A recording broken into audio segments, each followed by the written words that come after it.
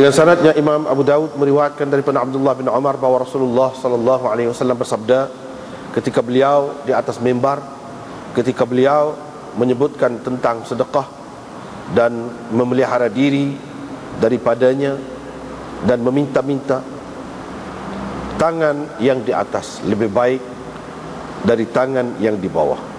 Itu yang dikata oleh Nabi sallallahu alaihi wasallam, maqulul qaul, al yadul ulya maqulul qaul. Dan tangan yang di atas ialah yang membelanjakan, wasufla as-sa'ilah, tangan yang di bawah itu ialah yang meminta. Abu Daud berkata, khilaf berlaku pada Ayyub daripada Nafi' berhubung dengan hadis ini. Yang ini dalam menyebutkan lafaz yang berbeza itu, khilafnya terhenti ataupun berlaku pada Ayyub. Ini perawi dia. Qala Abdul Warith berkata, al-yadul ulya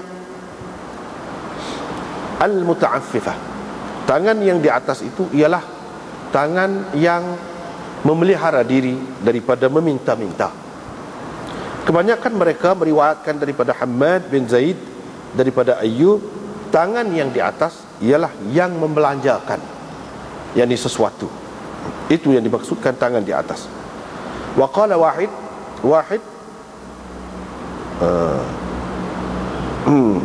meriwayatkan berkata, diambilnya daripada Hammad, al-muta'affifah.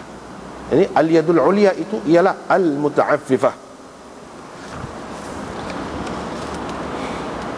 Dengan sanadnya Imam Abu Dawud meriwayatkan daripada Malik bin Nadlah, katanya Rasulullah sallallahu alaihi wasallam bersabda, tangan itu ada 3 macam.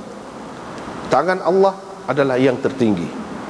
Tangan yang memberi, tangan orang yang memberi mengiringinya, yakni selepasnya, di bawah daripadanya. Tangan yang meminta adalah yang paling rendah. Fa'ati al-fadla, kamu berikanlah al-fadla yang lebih daripada keperluan kamu. Wala ta'jiz an nafsik, jangan engkau lemah untuk menolak perasaanmu. Yang ini apabila ia menghalang kamu daripada memberi sedekah ataupun membuat kebajikan, jangan kamu lemah menghadapi dirimu, jangan kamu lemah menolak nafsumu. Bab sedekah ala Bani Hashim, ini bab sedekah kepada Bani Hashim. Dengan sanadnya Imam Abu Daud meriwayatkan daripada Abi Rafi' bahawa Nabi sallallahu alaihi wasallam pernah mengutuskan seorang lelaki untuk memungut sedekah min Bani Makhzum, daripada Bani Makhzum. Sedekah tu daripada Bani Makhzum, atau orang itu yang diutuskan untuk memungut sedekah itu daripada kabilah Bani Makhzum. Faqala li Abi Rafi', dia kata kepada Abi Rafi', ishabni, kamu tunggulah aku, pergilah sekali, fa innaka tusibu minha, kerana engkau akan mendapat sebahagian daripada hasil pungutan itu. Qala, kata Abu Rafi', hatta atiya, ini la ashabuka hatta atiya, itu takdirnya, saya tidak akan bersama kamu sebelum saya bertemu dengan Nabi sallallahu alaihi wasallam dan bertanya beliau. Dia pun pergi berjumpa dengan Nabi sallallahu alaihi wasallam dan bertanya Nabi sallallahu alaihi wasallam. Maka Nabi sallallahu alaihi wasallam bersabda, maulal qaum min anfusihim, hamba yang dibebas oleh mana-mana puak, terbilang ataupun termasuk antara mereka juga. Wa inna la tahillu lana as-sadaqah, dan kita tidak halal kepada kita sedekah. Sesungguhnya tidak halal kepada kita sedekah. Dengan sanadnya Imam Abu Daud meriwayatkan daripada Anas bahawa Nabi sallallahu alaihi wasallam pernah lalu dekat sebiji buah tamar yang terjatuh. Tidak ada sesuatu yang menghalang beliau daripada mengambilnya selain kerana beliau takut buah tamar itu adalah buah tamar sedekah, yakni zakat. Dengan sanadnya Imam Abu Dawud meriwayatkan daripada Anas bahawa Nabi SAW pernah menemui sebiji buah tamar, maka beliau berkata, kalau tidak kerana aku takut ia adalah tamar sedekah, nescaya aku memakannya. Kata Abu Dawud, hadis ini diriwayatkan oleh Hisham daripada Qatadah begini. Dengan sanadnya Imam Abu Dawud meriwayatkan daripada Ibn Abbas, katanya, ayah saya telah menghantar saya kepada Nabi SAW untuk unta yang beliau berikan kepadanya daripada unta sedekah.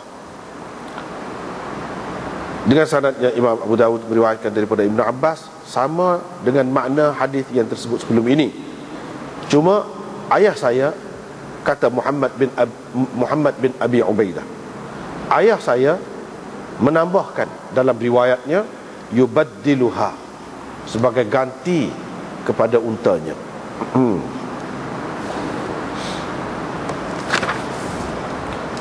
Babul faqir, ini bab orang miskin, orang susah memberi hadiah kepada orang kaya daripada sedekah ataupun zakat yang diperolehinya.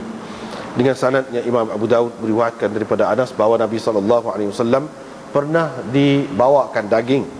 Baginda bertanya, apa ni? Maksudnya daging apa ni? Qalu, orang dalam rumah tu kata, syai'un tusuddiqa bihi ala Barirah.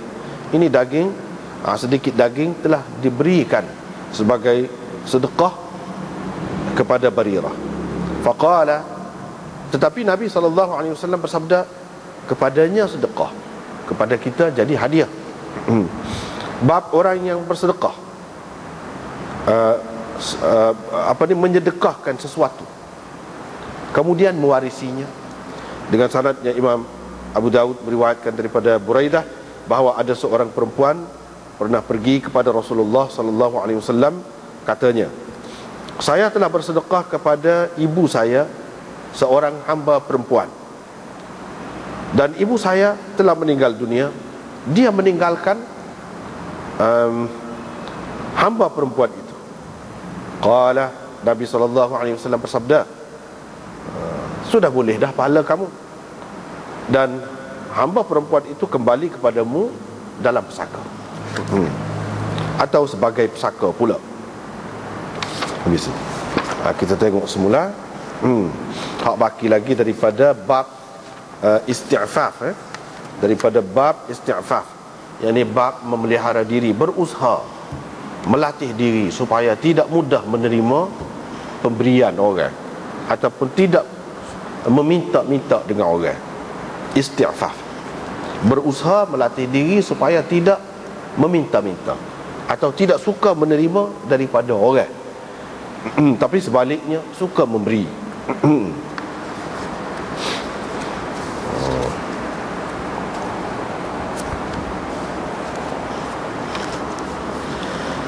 Hak mula-mula sekali malam ni riwayat daripada Abdullah bin Maslamah yang selalu juga disebutkan sebagai Al-Qa'nabi. Kadang-kadang haddatsana Al-Qa'nabi gitu saja. Al-Qa'nabi itu dialah Abdullah bin Maslamah, dan dia juga mempunyai muwatta' dia yang tersendiri. Muwatta' Imam Malik tu banyak nuskhahnya. Salah satunya nuskhah Abdullah bin Maslamah, anak murid Imam Malik. Dia meriwayatkan daripada Malik. Dia meriwayatkan daripada Malik. Riwayat daripada Malik ni tidak semesti ada di dalam Muwatta'. Berapa banyak Imam Malik riwayatkan di luar Muwatta'. Maksud di luar Muwatta' misalnya di dalam Abu Dawud ni, dalam kitab-kitab lain lah. Hak tidak ada di dalam Muwatta'. Ada juga hak ada dalam Muwatta' tu. Tetapi perawi-perawi itu ada juga di lain, meriwayatkan di lain, bukan dalam Muwatta'. Dia meriwayatkan daripada Malik, dan Muwatta' itu tidak sama dari segi isi dia, tertib dia, dulu kemudiannya tak sama, banyak. Hak Muwatta' yang masyhur tersebar itu ialah Muwatta' Yahya, riwayat Yahya bin Yahya Al-Masmudi daripada Imam Malik. Tetapi bukan makna orang lain tak boleh pakai. Boleh pakai, boleh pakai belakang. Kena tengoklah, sebab dia lama masa tu tulis tu, lepas tu dia mengajar satu mereka. Lepas tu hak lain pula dia ada baiki, ada tambah, ada buat.